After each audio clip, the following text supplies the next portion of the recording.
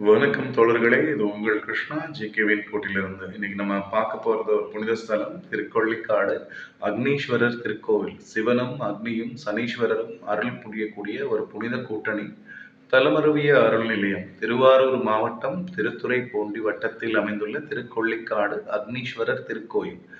காவிரி தென்கரை தலங்களில் தேவார பாடல் பெற்று 115வது சிறப்புமிக்க புண்ணிய ஸ்தலமாக திகழ்கிறது. மூலவர் சுயம்பு சிவபெருமான் அக்னீஸ்வரர் என அறியப்படுகிறார். சிவனின் உருவமே இங்கு ஒரு விசேஷம். சிவலிங்கத்தின் மேனி சிவப்பு நிறத்தில் காட்சி அளிக்கிறது. ஏனென்றால் இங்கு அக்னி பகவானே தவம் செய்து சிவனை வழிபட்டதால் சிவபெருமான் அக்னீஸ்வரராக வெளிப்பட்டார்.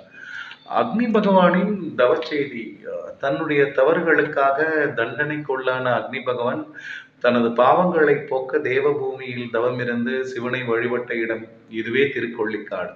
அவருடைய தவத்துக்கு பதிலளித்த சிவபெருமான் அவரை தூய்மையாக்கி அக்னீஸ்வரர் என்ற அருமை கொண்ட திருநாமத்துடன் இங்கு திகழ்கிறார். சனி பகவானின் பொங்கு தோஷ நிவாரணம். பொதுவாக சனி பகவான் பற்றிய பயமே அதிகம். ஆனால் சனி பகவான் நாம் செய்த பிழைக்கு மட்டுமே தண்டனை கொடுப்பவர்.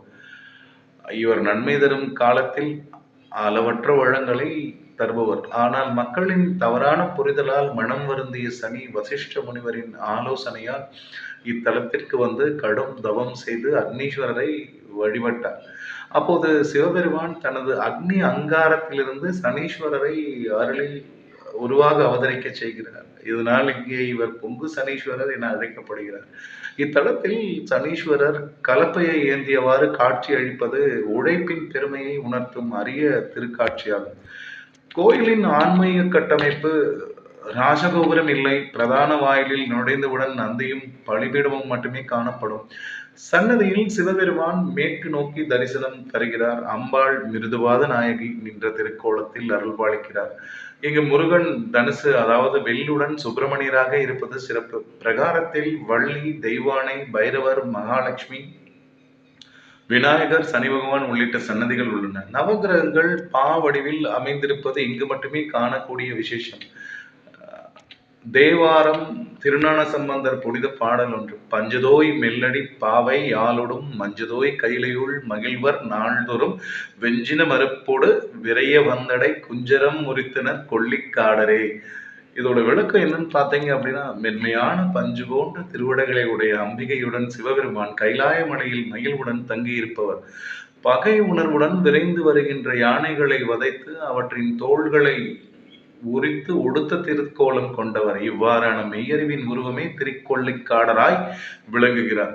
முனிவர்களும் மன்னர்களும் வழிபட்ட இடம்.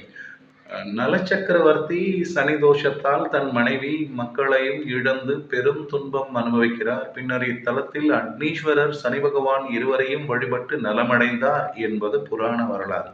இத்திருத்தலத்தை ஒரு விசேஷமான ஆன்மீக கோணத்தில் பார்க்கும்போது சிவபெருமான் பேரருளின் மூலநாயகர், அக்னி பகவான் தவத்தால் பாவம் மறுத்த அடையாளம், சனீஸ்வரர் பொங்கும் கருணையால் அருளும் கடவுள்.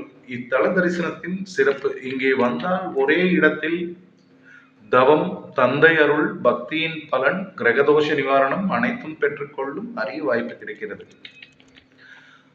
இது போன்ற புனிதமான ஆன்மீக இடங்களை நீங்கள் அனுபவிக்க விரும்பினால் ஜிகேஸ் நெஸ்ட் சேனலுக்கு சப்ஸ்கிரைப் செய்யுங்கள். இது ஒரு பயணம் அல்ல, இது ஒரு பரிசுத்த அனுபவம். திருச்சிற்றம்பலம்.